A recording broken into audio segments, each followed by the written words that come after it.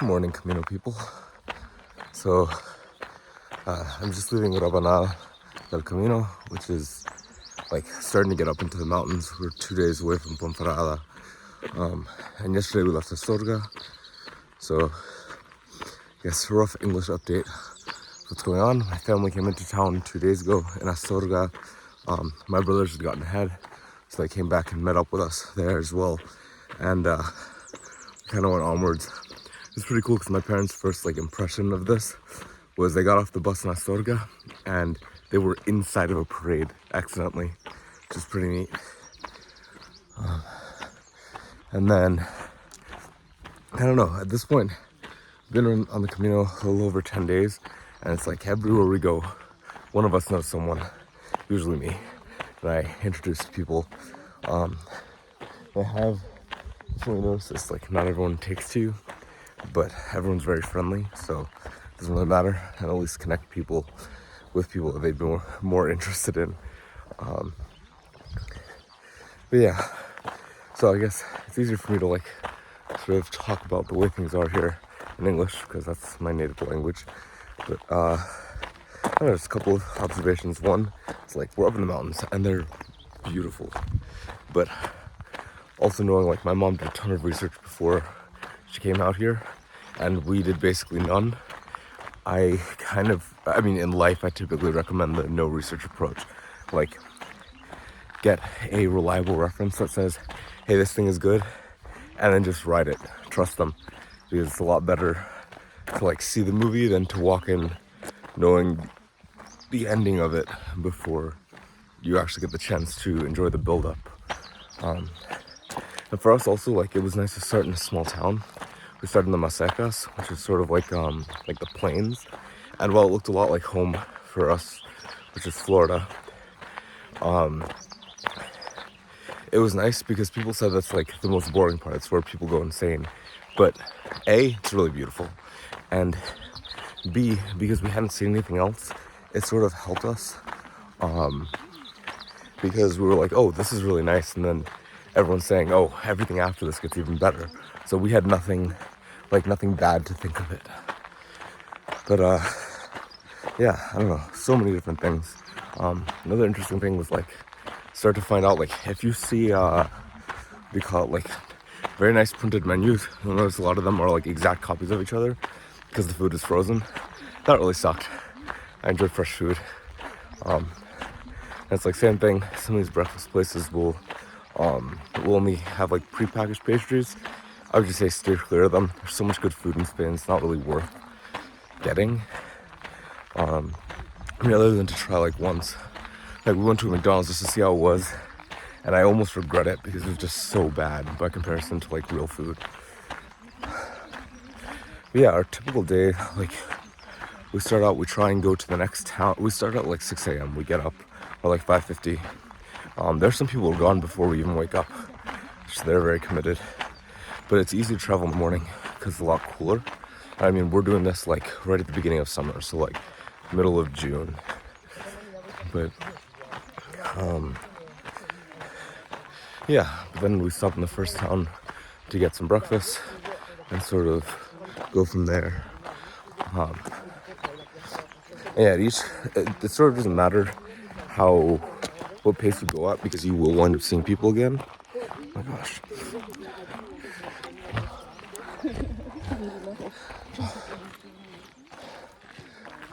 Yeah, so it's you don't have to worry about finding people to eat with or anything.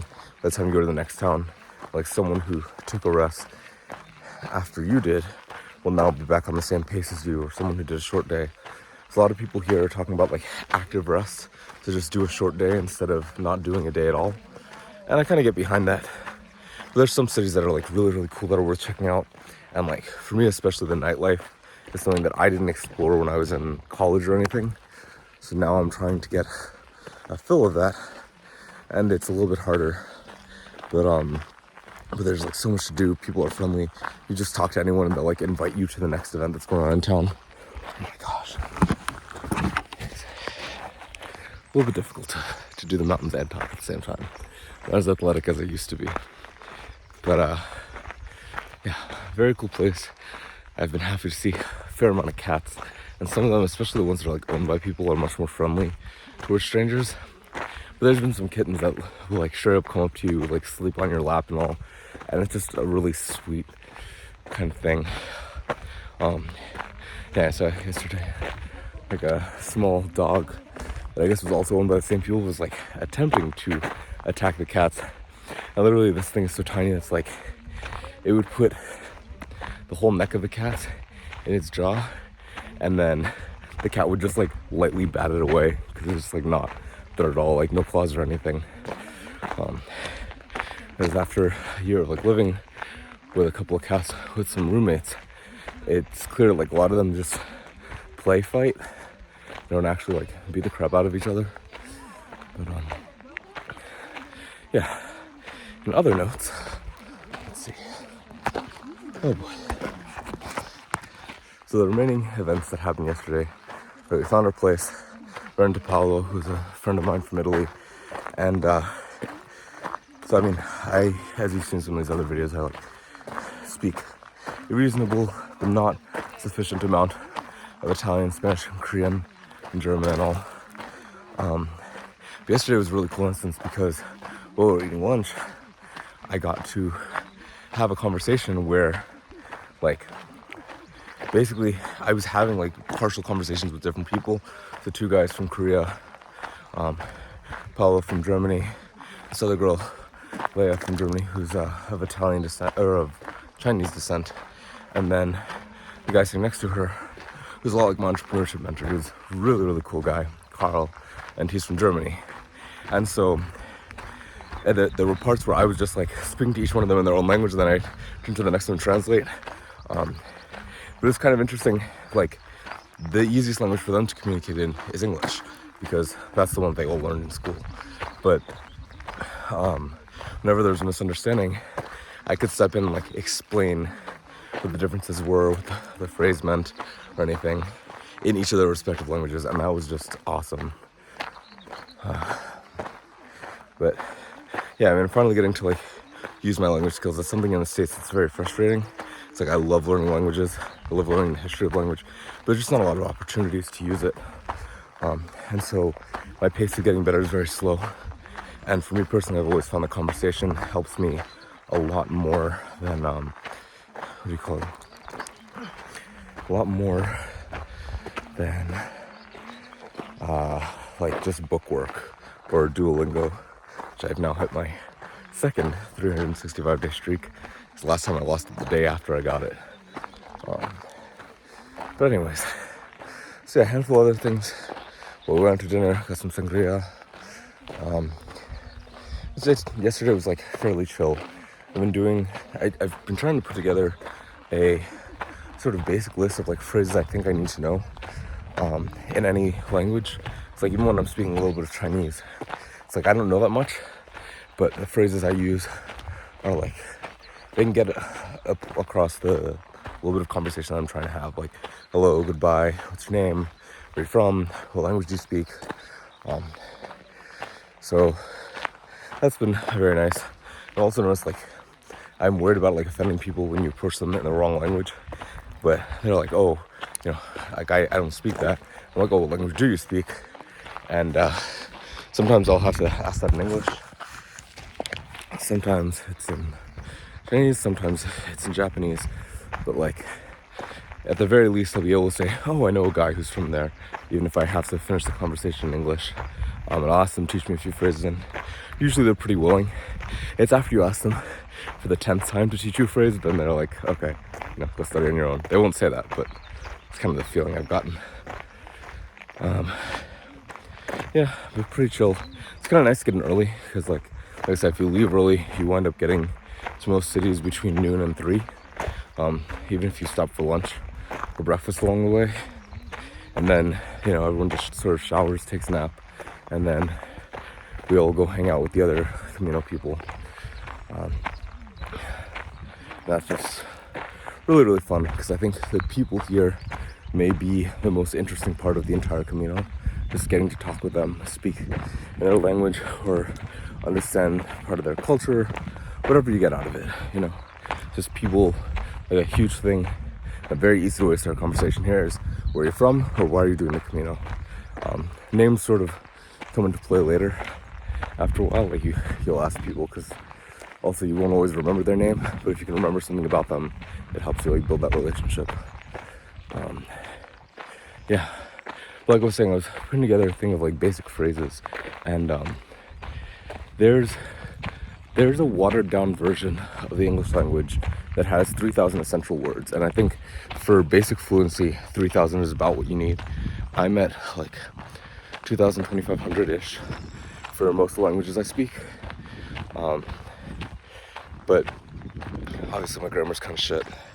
But I've met people here. One of the advice I've been given by a guy who speaks 7 languages or 8 languages is he learns just a ton of vocabulary first and then worries about the grammar, which to me kind of makes sense. You can't like communicate with an equation like with just blank variables, but if you have some numbers you can at least do something with them even if they're bad.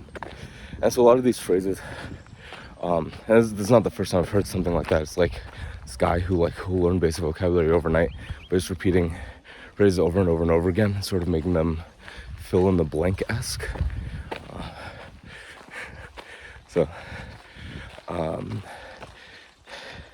Yeah, like fill in the blank-esque, and then he can just replace it with like any other noun or whatever he needs. And yeah, so it's like made a list of things. Like a lot of them are like verbs like to do, to have, to want, to, like must be able to, or can, which in some languages is actually like a structure. Like in Korean, you don't say like I can do this and can is a verb. It's like it's a form like 할 수 있다, which is like you say the verb and then 할 수 있다, and that means like am able to, roughly. So yeah, there's that. There's like directions, which are really important to ask for. Even when I was in Germany, I would ask every person on the way to a place I was going how to get there, and it was just for like the pure practice of saying those phrases, and then you can build from there. What do you call it? So yeah.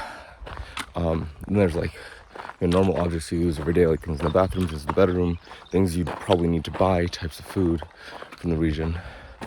I find adjectives, like comparative adjectives, are pretty good.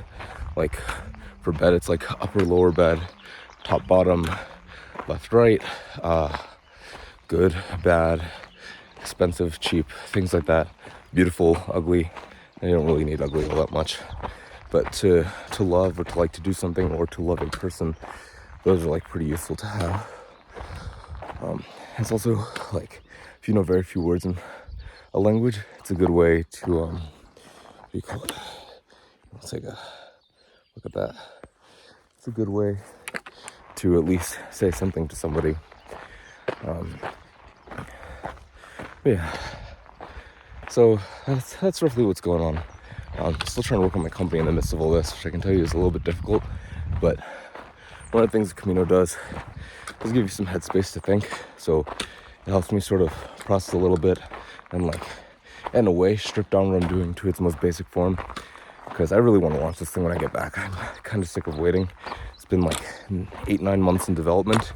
And well, a lot of that was due to needing experimentation or having difficulties getting it to work. It does feel like a lot of that time was unnecessary. I would love to seek some help from experts. Anyways, we'll see how things go. I've been finding that even out here, I'll meet people who have stories that wind up like influencing the way I work on my company. Yeah, I'd say last little thing is like you're gonna spend a lot of time by yourself on this. Like, there's times where you walk with people, there's times where you walk by yourself. Like having a little hobby or something to do really helps. Like just like for me, drawing, I brought a book. My mom highly advised against it, but I think it was a pretty good decision. Because now when I stop, if I want to just take my mind off of how tired I am, I'll just read for a bit.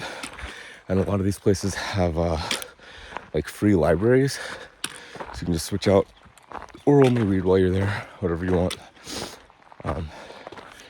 Yeah. And then like two other things is like, one, definitely stretch before you leave. Makes a huge difference. So my legs hurt a lot when I don't. They hurt only a reasonable amount when you do. There's also like, bring clothes that you know won't chafe. Had that issue, got completely cut up on my legs.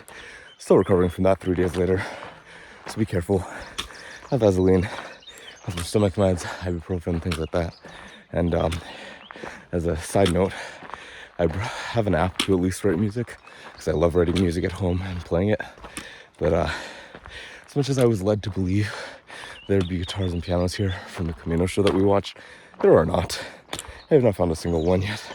I'd really like to play some music. So I guess keep that in mind. Maybe bring like a tone or I don't know, ukulele if you really want to play something. Otherwise, consign yourself to not having music. But yeah, that's roughly it. I guess we'll talk tomorrow. So, Buen Camino.